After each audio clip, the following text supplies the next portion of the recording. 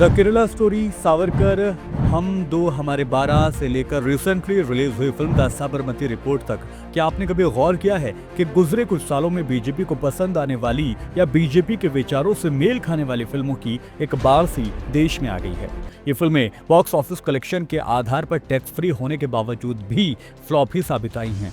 कुछ फिल्में ऐसी रहीं जो कामयाब हुई हैं, लेकिन प्रोपेगेंडा फैलाने के लिहाज से समाज के एक खास तबके ने इन्हें जमकर प्रमोट किया है। इतिहास के पन्नों को अगर पलटेंगे तो पाएंगे कि तानाशाह हिटलर फिल्मों को राजनीतिक हथियार के तौर पर मानता था। उसके राज में उसकी राजनीति और आइडियोलॉजी को सूट करने वाली अनगिनत फिल्में बनाई गई। इन फिल्मों ने हिटलर को बतौर हीरो पेश करने की कोशिश की और उनके मुखालिफ यानी यहूदियों के खिलाफ नफरत में और बढ़ोतरी होने लगी थी। ऐसे में अगर इंडिया में देखा जाए तो क्या हमारे देश में भी कोई है जो इस तरह की फिल्मों को मकसद के साथ बना रहा है, जिससे एक खास वर्ग के खिलाफ नफरत को और बढ़ाया जा सके, या फिर किसी को हीरो बनाया जा सके, या फिर ये सब कुछ एक गंदी राजनीति का हिस्सा है। आज के इस वीडियो में बात करेंगे किस तरह की तकरीबन 20 फिल्में हैं जो खास मकसद से किसी खास समुदाय के खिलाफ बनाई गई हैं। वीडियो शुरू करें उससे पहले आपसे गुजारिश है कि हमारे चैनल पर अगर आप नए हैं तो हमारे चैनल को सब्सक्राइब जरूर करें। खबरों के पीछे की असल खबर, खबरों का क्या होगा आप पर असर, देखिए news and views with Shafan Ansari.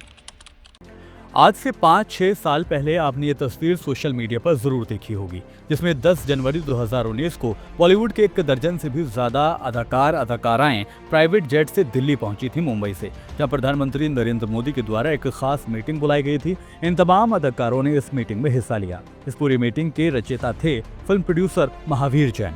इस मीटिंग के बाद महावीर जैन ने बताया कि मोदी ने फिल्म प्रोड्यूसर्स और कलाकारों से कहा है कि वो अपनी फिल्मों में इंडियन कल्चर और देशभक्ति के बारे में मैसेज दें। इसके लिए नरेंद्र मोदी ने साल 2019 के लोकसभा इलेक्शन के वक्त भी बॉलीवुड की कई बड़ी हस्तियों से कम 4 बार निजी तौर पर मुलाकात की थी और मूवी टिकटों पर लगने वाले टैक्स में कमी भी। इस मीटिंग के बाद मानो बॉलीवुड में देशभक्ति की एक नई ज्वाला जल गई हो।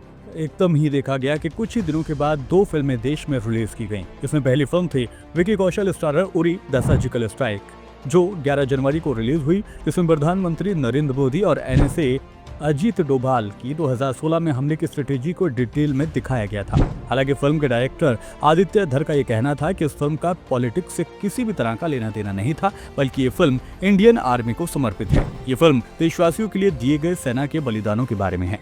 हालांकि ये फिल्म साल की सबसे बड़ी हिट साबित हुई थी, जिससे भारतीय बॉक्स ऑफिस पर 240 करोड़ से ज्यादा की कमाई इस फिल्म ने कर ली थी।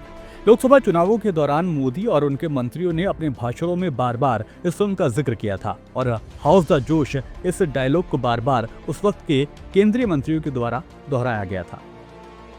How is the जोश? How is the जोश? उसके बाद दूसरी film I the accidental prime minister. ये फिल्म पूर्व प्रधानमंत्री मनमोहन सिंह के ऊपर थी, लेकिन इस फिल्म को देखेंगे तो पता चलेगा कि इस फिल्म का मेन मोटो कांग्रेस की मनमोहन सरकार की आलोचना करना था। गौर करने वाली बात यह है कि दोनों ही फिल्में थिएटर में 11 जनवरी 2019 को एक साथ रिलीज की गई थी। उरी द सर्जिकल स्ट्राइक में जहां एक तरफ सिनेमाघरों में नरेंद्र मोदी का गुणगान किया जा रहा था, तो वहीं दूसरी तरफ द एक्सीडेंटल प्राइम मिनिस्टर में पहले की कांग्रेस सरकार को कोसा जा रहा था।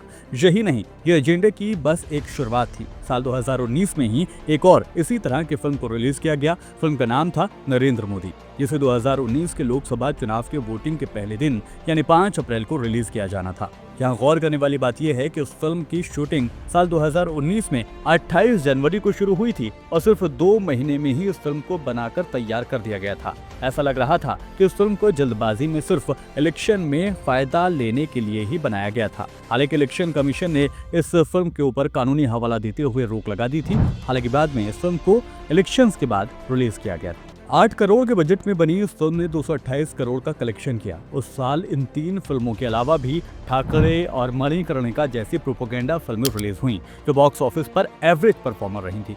उसके बाद अगली बड़ी फिल्म आई साल 2022 में। उस साल फरवरी मार्च में उत्तर प्रदेश और उत्तराखंड और पंजाब में इलेक्शन होने वाले थे, इसीलिए ये फिल्में खास मोटो के साथ तैयार की गई थी। बीजेपी के सबसे वफादार माने जाने वाले फिल्म मेकर विवेक अग्निहोत्री ने द कश्मीर फाइल्स का ट्रेलर 22 फरवरी को लॉन्च कर दिया था और 11 मार्च को ये फिल्म रिलीज की गई।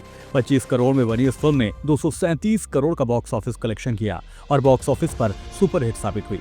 कश्मीर फाइल्स के रिलीज होने के कुछ दिनों के बाद ही इसे उत्तर प्रदेश, मध्य प्रदेश, कर्नाटक और गोवा जैसे राज्यों में टैक्स फ्री कर दिया गया। प्रधानमंत्री नरेंद्र मोदी ने बीजेपी के संसदीय ग्रुप की बैठक में कहा कि आज सभी को इसे देखना चाहिए।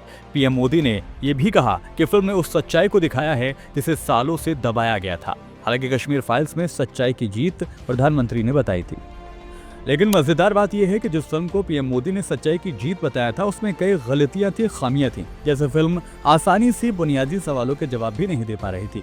फर्ज कीजिए कि 1990 से पहले कश्मीर घाटी में कितने कश्मीरी पंडित रहा करते थे और बाद में जब ये हिंसाएं हुई और 1990 के बाद कितने लोग पलायन करके गए, ये फिल्म में कहीं नहीं दिखाया गया। हाँ, ये जरूर था कि इस फिल्म ने लोगों को हिंसा के लिए जरूर उकसाया था, न केवल कश्मीरी मुसलमानों के खिलाफ बल्कि सभी मुसलमानों के खिलाफ एक ऐसा एजेंडा तैयार किया जैसे मानो इंस्टाग्राम, फेसबुक पर वायरल होने वाली भड़काऊ पोस्ट को इकट्ठा किया गया हो और एक फिल्म जिसको गढ़ दिया गया हो। इस दौरान 2022 के international film festival of India में Israeli film maker Nadav Lapid ने इसे प्रोपोगेंडा और वल्गर फिल्म बताया था। इस फिल्म के बाद भी कई और प्रोपोगेंडा फिल्में जैसे अक्षय कुमार की सम्राट पृथ्वीराज, राम सेतु और गांधी गोड से एक युद्ध भी रिलीज की गई थी, लेकिन ये सभी फिल्में बॉक्स ऑफिस पर डिजास्टर साबित हुई। अगली बड़ी फिल्म आई कर्नाटक विधानसभा चुनाव के वक्त। चूंकि इस बार चुनाव साउथ इंडिया में हो रहे थे तो स्टोरी भी साउथ इंडिया वाली ही तैयार की गई थी, द केरला स्टोरी। 10 मई 2023 को कर्नाटक में चुनाव हुए तो इन चुनावों से ठीक 5 दिन पहले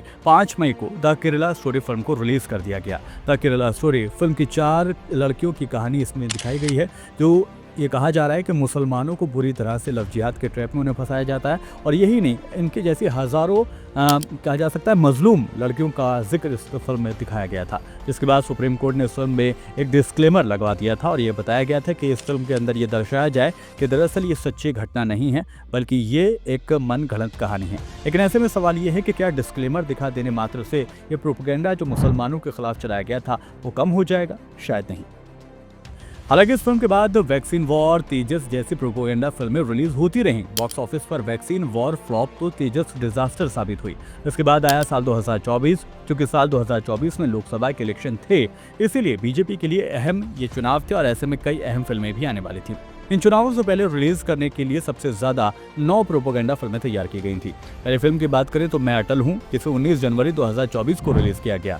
20 करोड़ की लागत से बनी इस फिल्म में महज 8 करोड़ का कलेक्शन किया और बॉक्स ऑफिस पर डिजास्टर साबित हुई।